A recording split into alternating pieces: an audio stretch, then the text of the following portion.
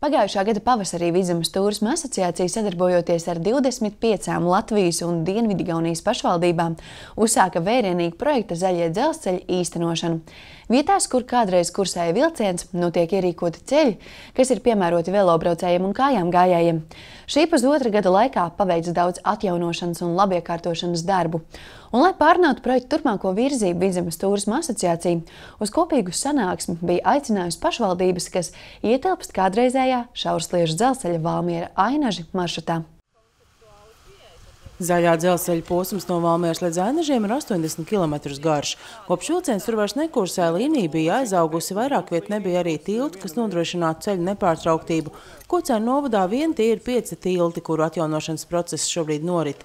Tāpat jāplāno dažādi citi veloceļu labiekārtošanas darbi. Kopējais maršruts ir 700 km Latvija–Igaunija, un Kocēnu novadā no tā ir 38 km. Tamdēļ mums ir izaicinājums liels gan šo maršrutu izveidot, gan arī, protams, uz priekšu viņu uzturēt. Un par to mēs sākam jau domāt šobrīd, jo maršrutu izveidošana ir viena lieta, bet tas prasīs vēl lielāku darbu un atbildību šo maršrutu uzturēt tādā kārtībā, lai par viņu būtu ērti braukt jebkurām.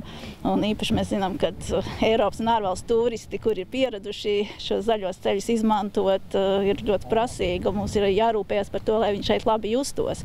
Un gan būtu šobrīd aktīvi notiek arī pie ceļu zīmju izvietošanas, plānošanas.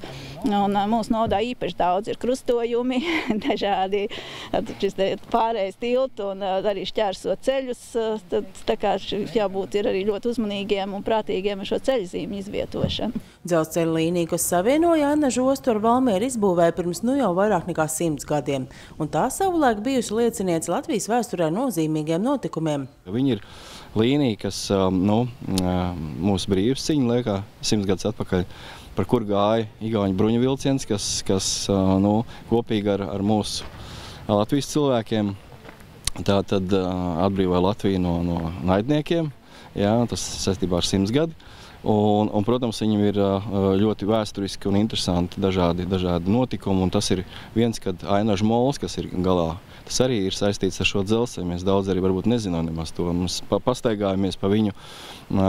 Šobrīd arī taka tur atjaunot ir, bet mēs nezinājām, ka viņš ir tiešām saistīts ar šo dzelzceļu kopīgi. Ja?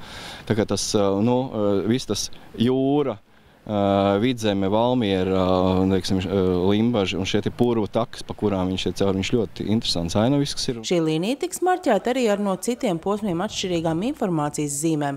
Tāpat tiek plānota informācijas stendu izvietošana. Turisma asociācijā stāsta, Latvijas–Igaunijas zaļie dzelzceļi ir interesanti un atšķirīgi arī ar to, ka tie veidojas kā apuļveida trases. Citur viņi ir tāda viena līnija, un cilvēki brauc no malu malām uz šo vienu līniju, ja, baudīt viņu. Bet šeit ir iespēja dažādās vietās to darīt.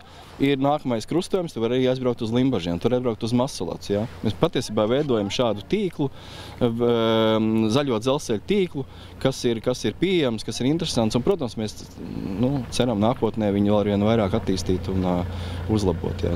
Tāpat jādomā, kā dažādot turismu pakalpojumus zaļā dzelzceļa tūmā. Citviet pasaulē šīs trases kalpo kā labs pamats uzņēmējdarbības attīstībai.